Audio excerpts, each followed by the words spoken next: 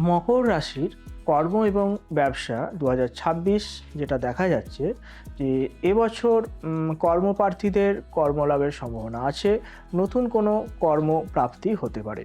তবে বছরের প্রথম দিকটি বিশেষত জুন মাস পর্যন্ত কর্মযোগটা বিশেষ শুভ যোগ একটা সৃষ্টি করেছে। কর্মে পদোন্নতি হতে পারে।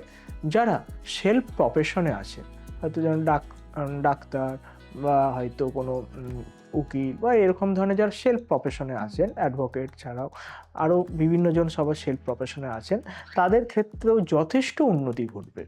এটাও কিন্তু একটা দেখা যাচ্ছে। যারা ব্যবসা ক্ষেত্রে যারা আছে তাদের ক্ষেত্রেও এবছরটা কিন্তু যথেষ্ট শুভ বলা যায়।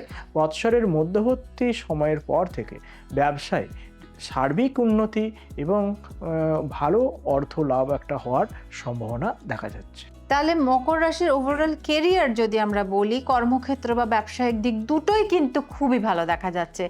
মানে আমি এখনো পর্যন্ত মকর রাশির যা দেখলাম, আমরা কর্ম ব্যবসা অব্দি এসেছে, খুবই ভালো একটি সময় এই 2026।